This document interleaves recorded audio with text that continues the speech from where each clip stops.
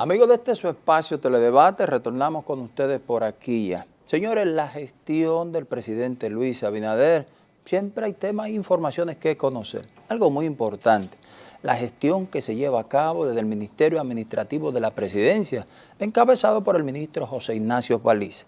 Pero en esta noche nosotros recibimos la interesante visita de Igor Rodríguez, quien es el viceministro administrativo del Ministerio Administrativo de la Presidencia. No solamente para conversar de cómo marcha la gestión de este importante ministerio, sino también conocer un poco Puerto Plata, pero también conocer un poco del ambiente político y demás. Igor, bienvenido a este espacio Teledebate. Agradecido infinitamente de la oportunidad que me dan de estar en medios nacionales, lo que somos más de desafiados. Nos sentimos muy bien de que nos reciban, especialmente con la calidez que tú lo has hecho, y te felicito. La verdad, es un escenario, un ambiente y una plataforma que la gente sabemos que se va a sentir muy bien de recibirlo en sus casas. Eso es así. Igor, este espacio, sabes que es obra del Grupo Lama, ha puesto mucho interés en poder cada vez más proyectar esta interesante plataforma. Igor, nos vamos al Ministerio Administrativo de la Presidencia. Veo que se llevan a cabo importantes tareas, visitas constantes en diferentes pueblos, atenciones a la demanda. He visto que regularmente cuando el presidente llega, de la mano también llegan ustedes a través del Ministerio Administrativo. ¿Cómo marchan estos trabajos y qué se está haciendo desde este ministerio, Igor? El Ministerio Administrativo de la Presidencia, que es uno de los ministerios de la Casa, usted sabe que en la Casa conviven el consultor jurídico del Poder Ejecutivo, que es una especie de ministro, aunque no tiene específicamente esa nomenclatura, ese nombre, pero digamos que es una especie de... Y el Ministerio de la Presidencia con el Ministerio Administrativo de la Presidencia son los tres inquilinos de la Casa que acompañan al presidente y la vicepresidenta de la República. Y en el caso del Ministerio Administrativo de la Presidencia, es ese ministerio que acompaña directamente en las funciones a las ejecutorias, a los planes, a las actividades del presidente. Por eso usted constantemente ve la presencia del ministro administrativo de la Presidencia, José Ignacio Paliza, acompañando al presidente en las diferentes actividades, tanto dentro del Palacio como fuera del Palacio. Tenemos un presidente de la República atípico, muy atípico. Es un presidente que le dedica largas horas de trabajo en el Palacio Nacional a sus funciones, un sacrificio enorme. Sabemos todos los que le dan seguimiento a las actividades del presidente, que el presidente difícilmente se va antes de la medianoche del Palacio Nacional, llega regularmente temprano y tiene una agenda prolongada de trabajo, pero no descansa, no hay día de fiesta, no hay fines de semana, porque esos momentos él lo usa mucho para hacer contacto con el pueblo. Sale del Palacio Nacional y agota agendas que tienen 10, 12, 14, 16 puntos por día. Y visita personas, visita instituciones, hace actividades. La verdad es que la agenda del presidente es bastante intensa, no hay descanso. Él lo dijo, ni me canso, ni me cansarán. Y eso es una verdad, es así desde el día primero, el día cero que llegó al Palacio Nacional, hasta el día de hoy ha sido eso. Y el Ministerio Administrativo de la Presidencia le hace compañía en esa labor, porque sus temas particulares propios en la ejecución, además de todas las instituciones del Estado que él dirige en su condición de presidente de la República, el Ministerio Administrativo de la Presidencia es una compañía y debemos estar en el entorno de sus ambientes para poder apoyarle o soportarle. Y es una acción, es una actividad que la hacemos con todo el agrado, porque vemos a un presidente de la República que sensible ante cada tema, ante cada detalle que afecta el país, y eso te hace sentir comprometido, te hace sentir involucrado. Y la verdad que ha sido una tarea bastante agradable, la de acompañar al ministro administrativo de la Presidencia y al presidente de la República en este difícil trayecto de estos casi 2 años de gobernar un país en medio de la situación en la que se encuentra el mundo y que nos afecta a nosotros considerablemente como país del tercer mundo. Así que ha sido ardua, pero realmente llena de satisfacciones. Qué bien. Igor Rodríguez Durán, Nosotros a veces nos hacemos la idea, en su caso de viceministro administrativo y financiero, usted habló de situaciones que vive el mundo, una guerra en Ucrania, un tema de un COVID-19.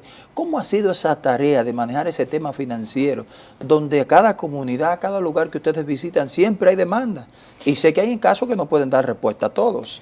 Llegamos al Palacio Nacional el 16 de agosto del año 2020. Si nos vamos a la época, encontramos a un país encerrado aún en medio de brotes y rebrotes del coronavirus que encerró a la humanidad en sus casas. Encontramos a un país que, además de haber tenido esa pandemia histórica de la corrupción y el mal uso de los recursos del Estado, también nos sorprende un país detenido en el ambiente productivo, acorralado por una pandemia que hasta el momento había sido manejada con todas las precariedades y con todas las vicisitudes y con todos los inconvenientes y de la manera, yo diría que hasta más torpe que se pudo haber manejado en medio de las realidades que vive un país como el nuestro.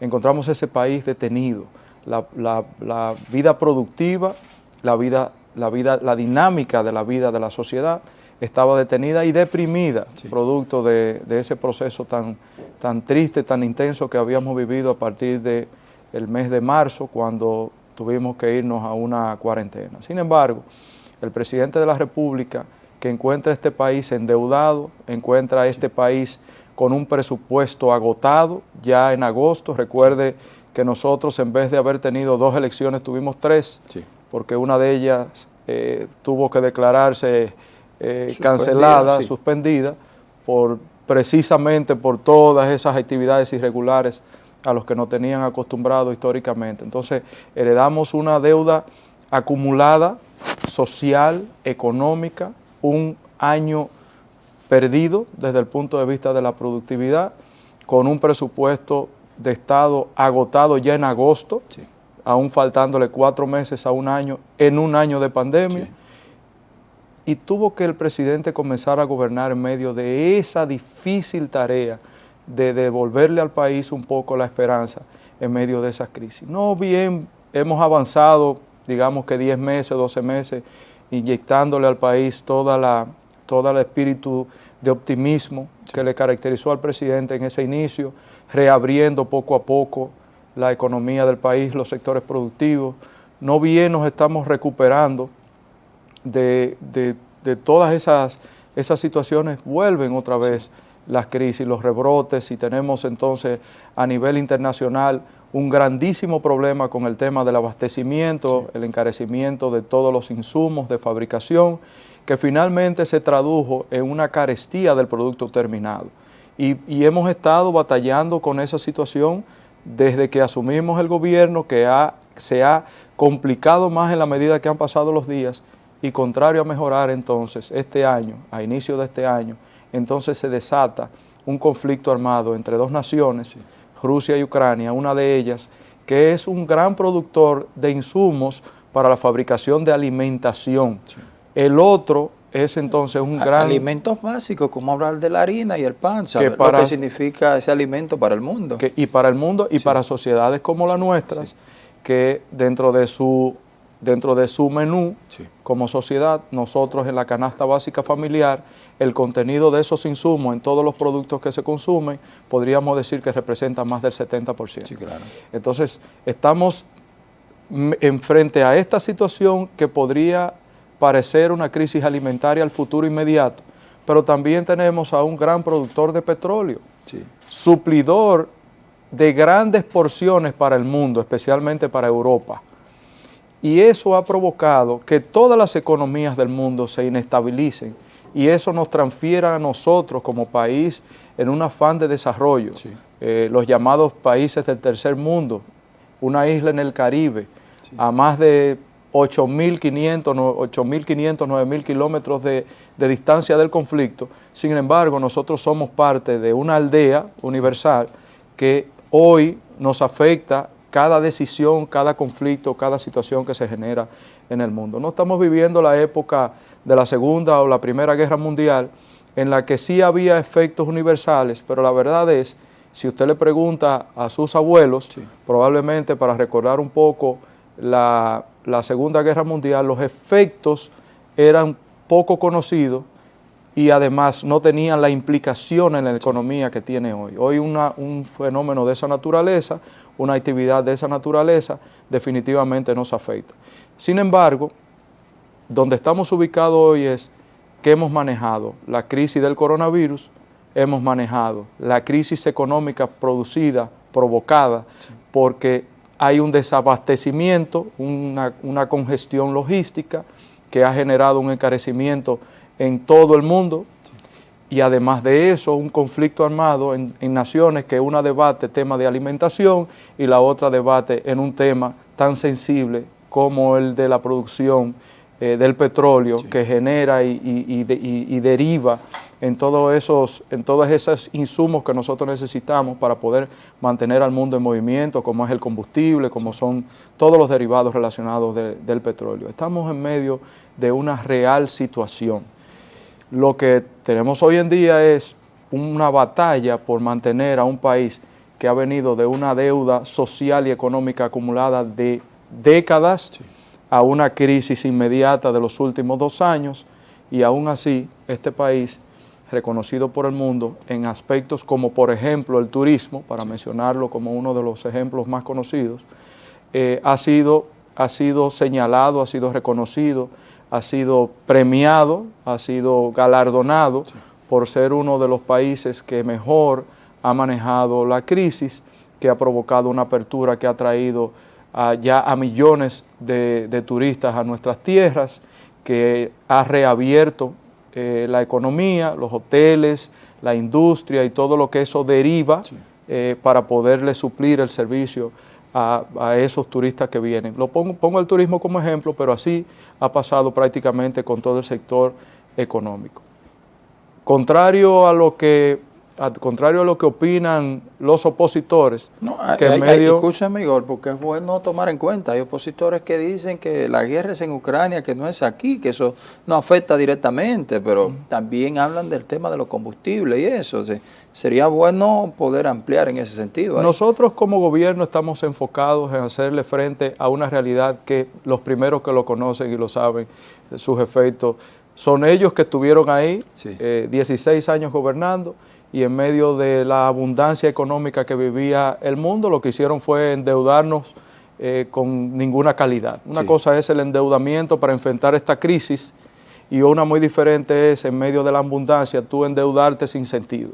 Y ellos saben lo que es gobernar en medio de un mundo estable, de una economía estable, saben lo que es gobernar en medio de una situación de viento en popa, con toda la actividad económica a su máximo nivel, el mundo entero a su máximo nivel, y saben muy bien cuál fue el efecto y la administración y el manejo que ellos le dieron a esa situación de la economía para la época. La que tenemos hoy, es innegable el efecto que eso tiene sobre países como los nuestros, países que intentan superar su situación económica y que se enfrentan a países de primer mundo, naciones poderosas económicamente, que tienen los problemas de hoy, que nosotros los hemos heredado de años, lo tienen ellos resuelto hace décadas, no son sus temas hoy, y nosotros tenemos que enfrentarnos a situaciones absolutamente complejas. La oposición política debería enfocarse en sus propios problemas, en su forma de administrar en el pasado, debería enfocarse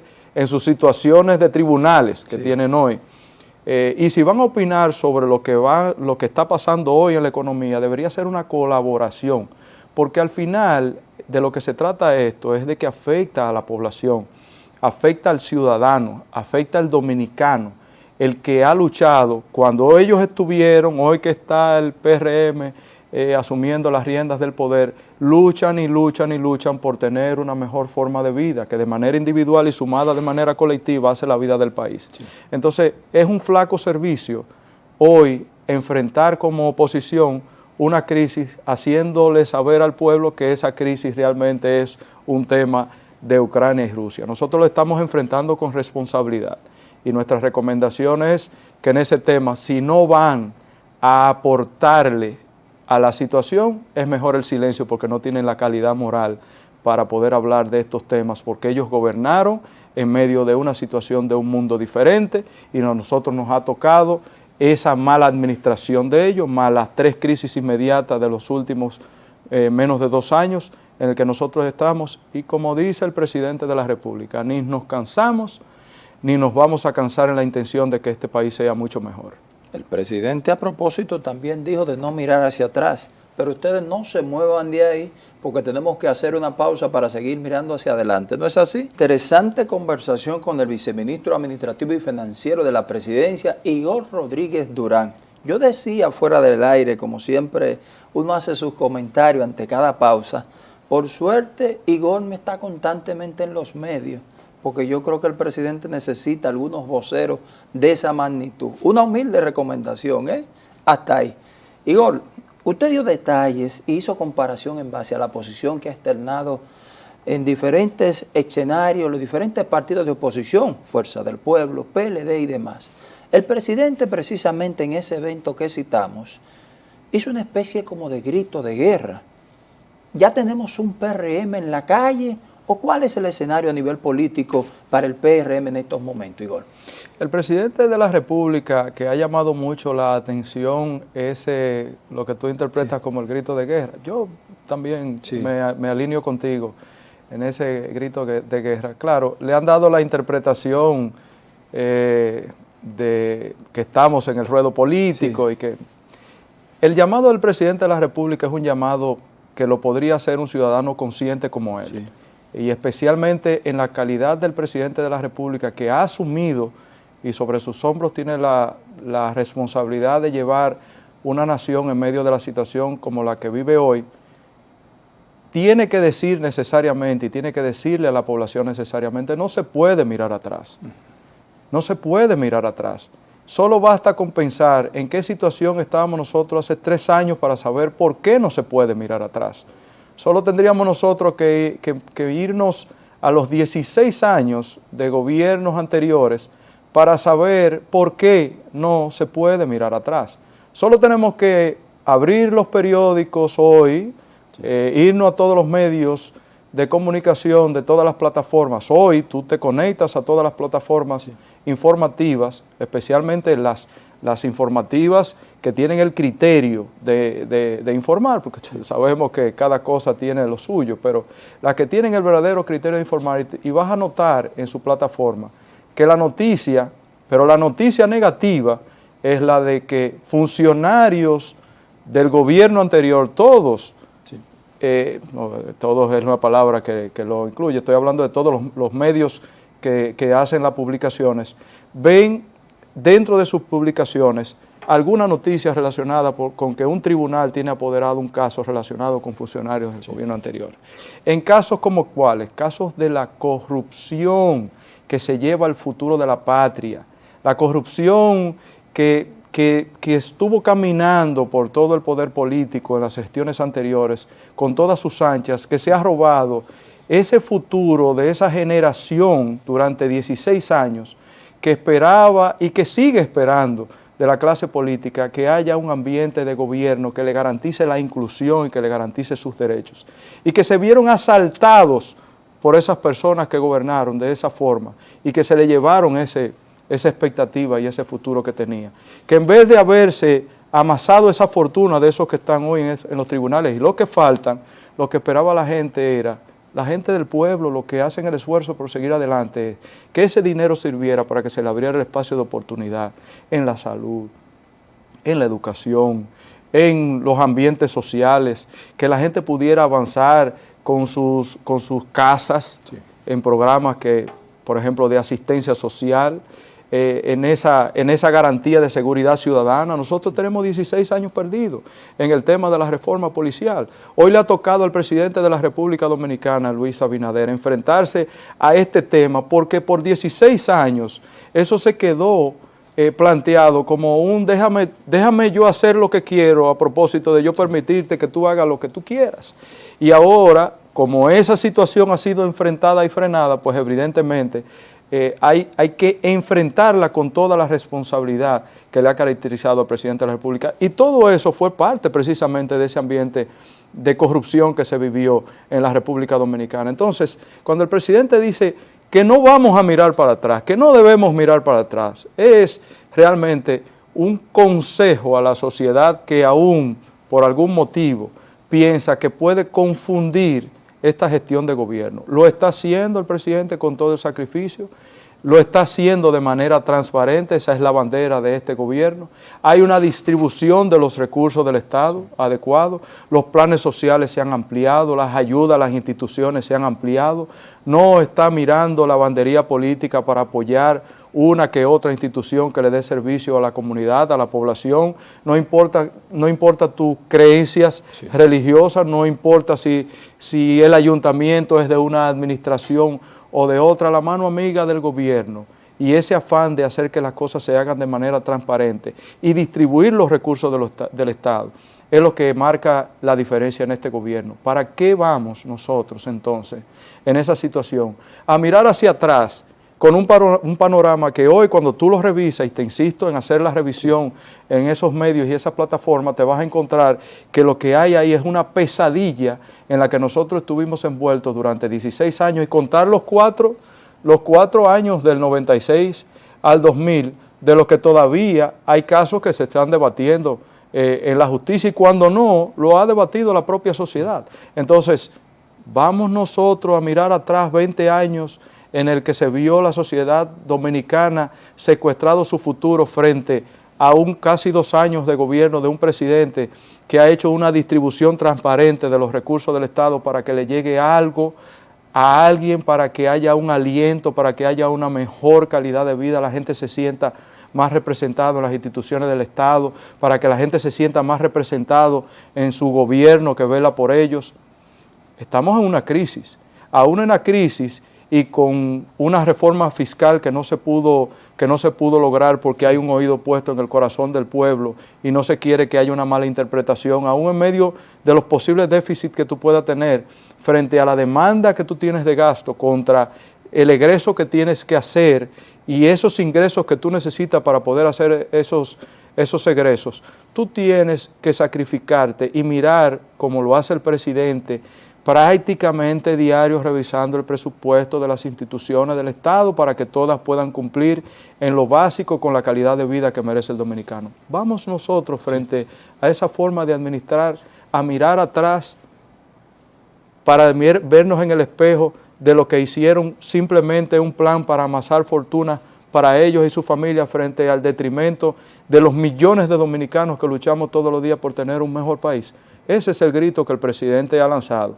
Y la interpretación cada quien se la puede dar de la forma que quiera dársela. El dominicano consciente, sin apasionamientos, que lucha por su país, sabe que el grito fue, nosotros tenemos que seguir adelante. Y no podemos repetir esas experiencias negativas del pasado. Este país tiene que sacudirse de esa situación y seguir contundentemente hacia adelante y no escuchar a esos que tuvieron su oportunidad de hacer algo por todos nosotros y lo único que hicieron fue amasar fortunas para ellos. Igor, muy importante que habla y es reiterativo en los temas de amasar fortuna. Vimos al presidente Luis Abinader siendo muy reiterativo en la intención de la aprobación de una ley de extinción de dominio. Luego también vimos que el ministro administrativo José Ignacio Paliza también externó su posición en este sentido. Desde la ala del gobierno, de manera general, ¿están las condiciones dadas para que República Dominicana tenga una ley de extinción de dominio en base a lo que expresan algunos legisladores con esta? Como pocos países del mundo. Sí, este país, desafortunadamente, si usted no está vinculado al narcotráfico, no se preocupe. Sí. No tiene por qué preocuparse. Me extraña la preocupación de mucha gente con relación a ese tema. Vamos a ver. Si usted no tiene vinculación con ese mundo, no se preocupe. Yo no estoy preocupado. ¿Por qué me tengo yo que preocupar de una ley que lo que me garantiza a mí como dominicano es que el que hizo el ilícito y es recuperado por el Estado, esos bienes se convierten en un patrimonio que será distribuido entre todos los dominicanos? ¿Por qué tengo que preocuparme por eso? ¿Qué sentido tiene que haya personas preocupadas a menos, salvo que ese no sea el espíritu? Salvo que le preocupe algo. No tiene por qué preocupar, porque todo está dentro de la Constitución de la República. Estamos viendo una ley que está pasando a través de los filtros del Senado y la Cámara de Diputados, estamos viendo a un Poder Ejecutivo empeñado en que eso se haga y se haga bien, no tiene que llamar a la preocupación. Si usted vive del ilícito y usted es capturado y esos bienes provienen de un ilícito, ¿qué de mal tiene que el Estado Dominicano haga una distribución de ese ilícito entre toda la sociedad que se ha visto afectada por ese ilícito que usted comete? Sí. Si usted está distribuyendo drogas y pertenece al narcotráfico y lo está haciendo y está dañando a los hijos de las madres y los padres que se sacrifican por su familia y está llevando el desasosiego a las poblaciones y es capturado, y dentro de esa captura hay un activo que está siendo bajo la ley retenido para ser tomado por el Estado para hacer una distribución, ¿dónde está lo mal de eso? Especialmente en países como el nuestro, que son usados, muy usados, sí, por esos ambientes para usarnos de trampolín, para usarnos de tránsito, para usarnos incluso en este caso de dejar toda esa basura distribuida en la calle y en la sociedad. Pues yo diría que un dominicano consciente, como lo es la mayoría de los dominicanos que quieren que este país se eche adelante, debe ver eso con buenos ojos. Me extraña que todavía, y sin hacer el aporte, porque entonces me estoy oponiendo, pero no estoy diciendo cuál es, digamos, mi oferta ante esa situación que es una realidad que nosotros debemos echar hacia adelante. Pienso que es un buen momento, sí, para que todo eso quede definitivamente cubierto, cerrado. Este país se merece tener la forma de recuperar el daño que se le hace a la sociedad con el ilícito, ponerlo en manos del Estado Dominicano para que a su vez sea distribuido entre todos los dominicanos como una forma de resarcir el daño que causa el ilícito, especialmente esos ilícitos que están vistos en esa ley. Igor, tu condición de viceministro, pero no puedo dejar de aprovechar también al dirigente político, el presidente del PRM en Puerto Plata, la novia del Atlántico y todo lo que significa, cómo está el PRM allá y cómo está el panorama siempre a veces con la dirigencia, cierto descontento, las posiciones y demás. ¿Cómo está el PRM en Puerto Plata?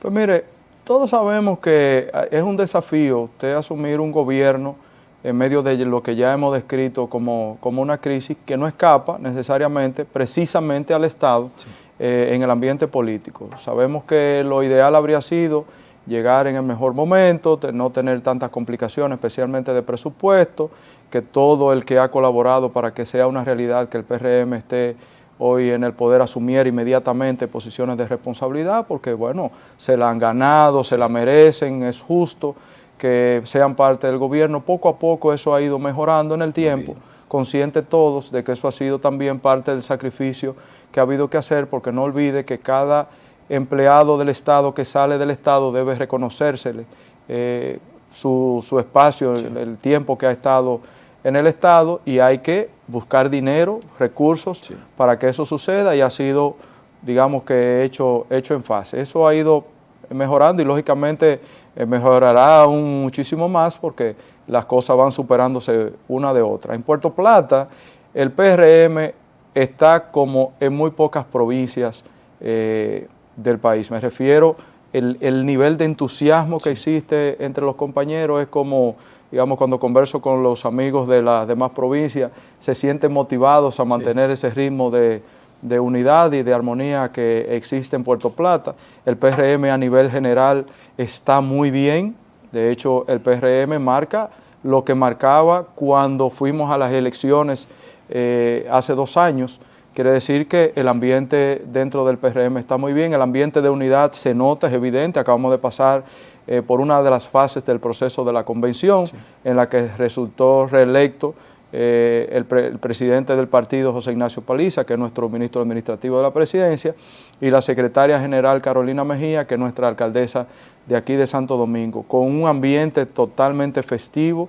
La verdad es que se logró un ejercicio, especialmente a nivel de las funciones de vicepresidente y subsecretario de integración, no tanto de representaciones políticas importantes, sino también que se le dio un espacio a las regiones del país en donde están ellas representadas dignamente, y además una calidad moral contundente, sobre todo con esa presencia de doña Milagros Ortiz Bosch como parte de ese equipo político que hace presencia ahí. Y ahora en las atribuciones que se le han dado también a don Eddie Olivares, sí, que es una figura de prestancia que estuvo participando por la presidencia del partido y que en otras ocasiones ha luchado por esos derechos del partido en ambientes como por ejemplo la Junta Central Electoral, que hoy por hoy todos vemos cuáles eran parte de los motivos por los que nunca alcanzábamos las elecciones, porque todo eso estaba minado ahí, era un nido de personas con criterios que iban en un interés diferente al de nosotros, y hoy vemos cómo esas instituciones van floreciendo, y él en esa época difícil estaba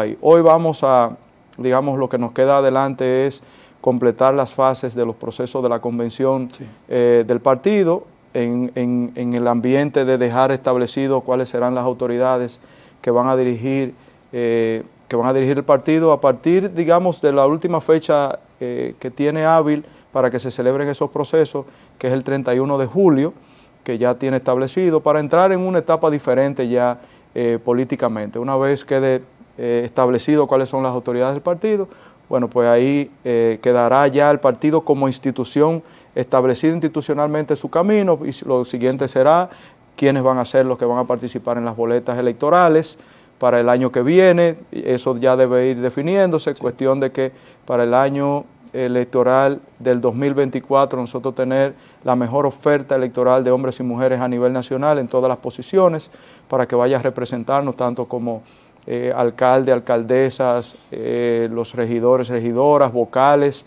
de los distritos municipales, directores de distritos municipales, los legisladores, tanto diputados como senadores, y la estrella, digamos, que es la que está en el árbol iluminando todo ese árbol desde arriba, que es el del presidente de la República, que en nuestro caso, pues lógicamente aspiramos a que el presidente acepte lo de la reelección, para que él se convierta en el presidente los siguientes 4 años y pueda ver cumplida sus intenciones de gobierno. Sabe que el gobierno tiene muchas fases por las que va, tiene muchos tiempos que hay que cumplir, muchos proyectos que se han iniciado, proyectos que están encaminados, proyectos que ya se han anunciado, y quisiéramos ver a un presidente de la República en este periodo, en el siguiente periodo, todos esos sueños que tiene y todos esos proyectos que tiene, que lo vea terminar, que lo vea concluido y deje este país avanzando por el mejor de los caminos, y que ya allá entonces alguien pueda asumir esa gestión de gobierno que sabemos que lo va a hacer adecuadamente el presidente Luis Abinader. Igor, se nos agotó el tiempo, pero tocaste el tema del presidente de la República. No puedo dejar de preguntarte, para que aprovechemos al menos unos 50 segundos más. Aspiraciones como la que ha dicho en su momento Guido Gómez Mazara, el ingeniero Ramón Alburquerque también, ¿entiende que esto se debería de hacer un consenso masivo y llevar al presidente? ¿O qué entiende que se debe hacer con estos compañeros que han mencionado posibles aspiraciones? La democracia del partido y la democracia de la República Dominicana permite la participación. Lo ideal sería llegar a un consenso y llevar un ambiente de unidad, que haya una unidad de criterio, especialmente en momentos de crisis, que cada quien mire su propia realidad y en el contexto de su propia realidad, siendo consciente, entonces le haga el aporte al proceso.